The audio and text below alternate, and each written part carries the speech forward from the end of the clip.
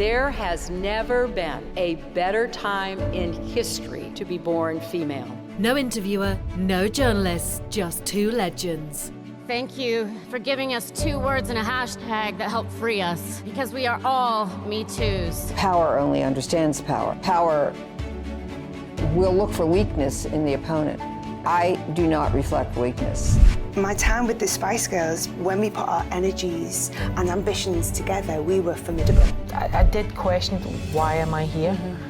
Continually throughout my life. And it was a total shock to see right across Africa, forests disappearing, chimpanzee numbers dropping. Foreign correspondents can be in this very, very precarious position of actually tilting things. Trailblazing women sharing their truths and how they created their unique path to success. Inspiring, revealing, empowering. This episode of The Power of Women is Paola Diana, best-selling author, activist, entrepreneur, philanthropist, and Ingrid Newkirk, British animal rights activist, author and president of People for the Ethical Treatment of Animals. Hi, I'm Ella, and now I'll show you through PETA, on the way to our founder and international president, Ingrid Newkirk. Let's go in.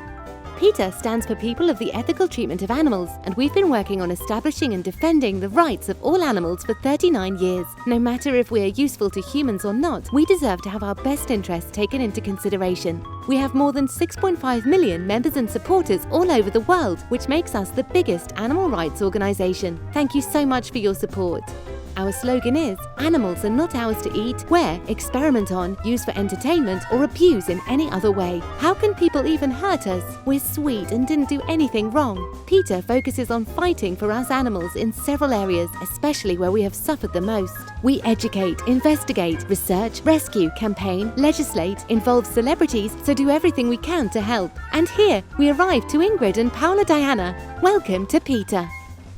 When did you start to be such an incredible warrior? I was born a precocious child. I didn't like to be told what to do if it didn't make sense to me. And that resonates with me when I look at other animals being told down, sit, stay, being put in a laboratory cage or in a factory farm. I grew up with a dog. I was an only child. My parents were very strict, and the dog and I got up to all sorts of fun and games. So he was my brother. And he read my facial expressions, I read his. He knew when I was sad or happy, and I knew the same for him. So for me, there wasn't that barrier between other animals and this animal, me. My name is Olivia, and this is my story. I was born 2 years ago in a dark pen. I remember a couple of men watching me as I was taking my first breaths. I don't really know my mother. All I remember of her were her beautiful eyes and the way they looked at me. She seemed sad. The men took me away from her after a couple of hours. I remember her crying out.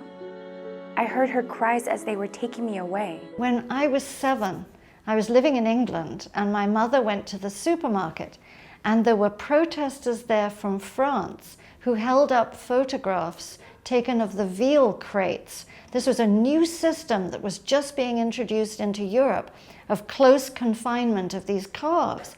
My mother came home. My father adored veal cordon bleu. That was his favorite dish. And she said, not in this household anymore. We're not having it. So from the time I was 7, we never had veal in our house anymore. But once, when I was 20, I'm ashamed to say, but a man came into our office and he was watching me make my tea. And he said, are you vegetarian? And I said, oh yes, I work with animals. I could only be vegetarian. It doesn't make any sense to love some and eat some. Yeah. And he said, but you're putting condensed milk in your tea. And I said, yes, they don't kill the cow. And he said, but there's a little bit of veal in every glass of milk, or every drop of milk. I didn't know what he meant. And he's the one who told me about how they take the calf away, put the calf in the veal crate in order to steal the milk. This baby was born only a few hours earlier. However, on all dairy farms, including organic ones, they're torn away shortly after birth, so that the milk nature intended for them can instead be consumed by humans.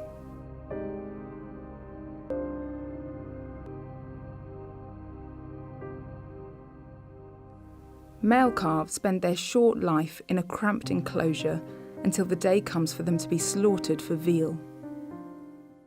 I'm English, but I grew up in India, and I saw enormous cruelty all around me and deep, deep poverty. And even though I'm not religious, I came to appreciate the idea that you should be decent and you should be kind to everybody, regardless of their gender, of their species, of their nationality, their religion, or anything. And there is a saying in Christianity, of course, that you never know, the beggar may be Jesus in disguise. Yeah, I strongly believe in that. And I really believe that animals have consciousness. Of course, Yeah, absolutely. really. Yeah, I mean, it's not an object, it's not a table, it's a he or a she. If you took Biology 101, then you know that we have a heart, we have ears, we have eyes, we have feelings, we have emotions. We share that. That's not anything particular to the human being. It's something that all animals experience. And all animals wish to escape pain. Yeah. And all animals get lonely, they grieve, and they want to live, and they want to have fun, and they want to enjoy life. But we're very domineering, all of us. And I think also it's very important to think about the exploitation of female animals, because they are the most exploited of all. The next thing I knew, they were cutting into my ear and attaching an annoying tag to it with a number on it. It hurt so bad. I wanted to run away, but I couldn't move. I live here now, in this stall. My hooves are constantly aching. They gave me a lot of hormone and vaccine injections. I guess cows get sick here a lot. Dairy cows are routinely raped without a thought. A man sticks his hand right up inside them and puts semen there. They give birth to their calf. And we know as women that your child is the most important thing in your life. Your child is precious. The dairy cow is no different. Then one day, a man shoved his arm inside me. I didn't know what was happening or why. 9 months later, I had a baby boy. I named him Michael. He was so darling. He had beautiful almond eyes, and I don't know how to explain it, but I loved him so deeply. But after a couple of hours, they took him away. I screamed, I called out to him in desperation. I wanted him back so bad. He was my baby, but they took him. I heard that he was put in a small crate and was going to be slaughtered for veal. What we're seeing now with people deriding migrants coming into the country and talking about them as if they were scum.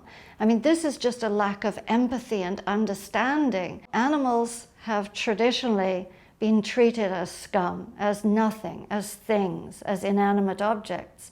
And if we taught in the schools, putting yourself in the place of another, all this bullying, this discrimination, this sexism, racism would evaporate. Don't you think? I agree 100%. It's all connected, and I think we will have a better generation of human beings if we will start teaching them animal rights and also women's rights. Oh, absolutely. I read a lot about the suffragettes movement, and a lot of those, like Emmeline Pankhurst, were actually force-fed. Someone stuck a pipe down their throats when they went on a hunger strike and force-fed them. And you see the same thing happening to make foie gras today, is force feeding. We had this demonstration once in Pennsylvania, where it was mostly men, not all, but mostly men, because they're taught they're to grow up with guns, that you're not a real man unless you hunt. And they would catch pigeons who, through no fault of their own, are considered pests. And they would put them in crates, and they would let them loose on the field, and men would pay a fee to shoot them. I would run out onto the field and stop the guns, But before I ran on the field the first year, I was in the stands, and a man had his son, who couldn't have been more than about 7, facing the field and watching the pigeons being shot. And that child started to cry and wanted to turn around. And the man took him by the shoulders and pushed him forward and said, "You will watch, you will watch." And I thought, that is not what a man is about. So wrong. A man has a heart like me. And if we have to say, come on, this is not right, then that's what we have to do. Women still have the primary responsibility of looking after children. And I think it's actually fine, because if you can get through to a woman about how much healthier it is not to eat animals, not to drink dairy products with all the allergies and so on, if you can touch her heart about the cruelty involved in food production, even in clothing production, for leather, for fur, and so on, those are values that she is more likely spending more time with the children to impart to her offspring. The whole family is becoming kinder. The husband opens the refrigerator and there's oat milk or soya milk or whatever there is. Yeah. All this is very good. So I love the nurturing role that women still have in the household. How do you think we could really make the change in the way we explain to our children why it's wrong to eat, what they're eating now? Children want to know the truth, and they don't like a lot of hogwash.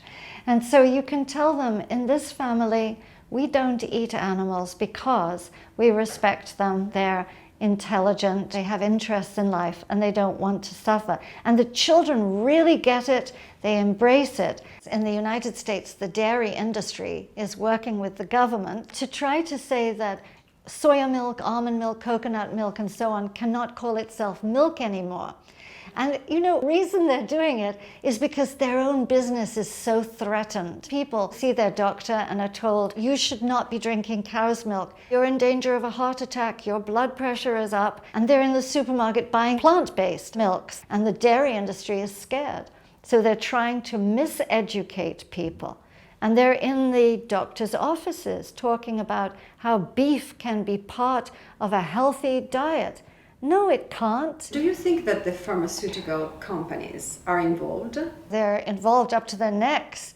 World War II, when there were blockades for food and so on, factory farming began then. Before then, the animals were in the fields. But suddenly, they devised a system of cramming them into sheds in intensive confinement. What happened is immediately they got sick, because when you're in close quarters, you catch things. And then the pharmaceutical industry decided, well, we'll sell antibiotics to the factory farmers, and that will keep the disease down. So the farmers sold out to the pharmaceutical industry. So really, pharmaceutical industry owns the intensive farming industry, and then what a bonus. You sell this antibiotic-laden, hormone-laden, everything else, insecticide-laden, meat and dairy to the consumer gets diabetes and heart attack and high blood pressure and all these problems, cancers of the uterus and the colon, and you sell them the drugs. And the drugs have side effects, and then you sell them more drugs.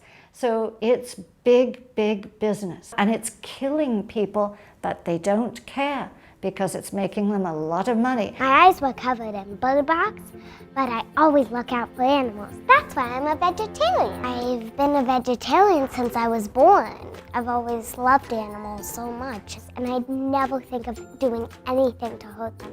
I just want to say to everybody out there who's watching this, if you want to adopt an animal, you should do it. Treat them kind and wonderful. And I want to make the world a better place for animals. How many women did you find in these industries, leading these industries? Tell me the truth. There are more men or more women? These are male-dominated industries. And yes, you do find women there occasionally, and you do find hard-hearted women there. But mostly women can't be in those businesses because there's something about it that they find objectionable because of the culture that we've grown up in, where your feelings as a woman are allowed. And for the men, your feelings must be suppressed. And the way you become the biggest and best is by being a bully. And that is not something in women's culture.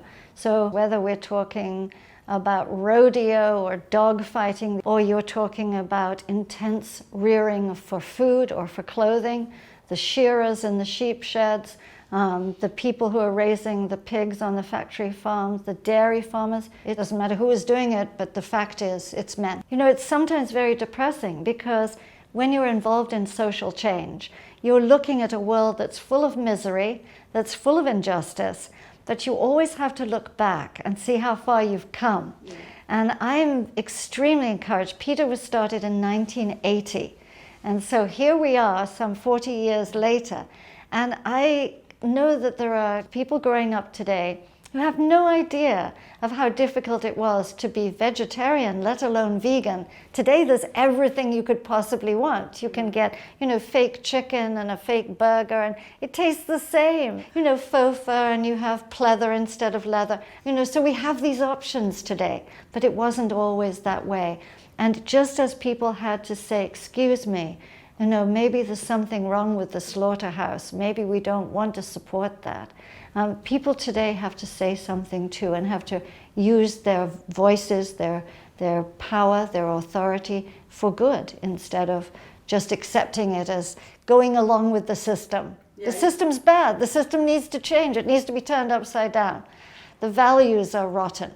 And the values are all about accumulation and materialism, and those things need to be changed up and down. Oh my God, it was such a pleasure and an honor to meet you and talk to you. You're such an inspiration. You're the real warrior. I always say that I'm a warrior, but seriously, you are the one.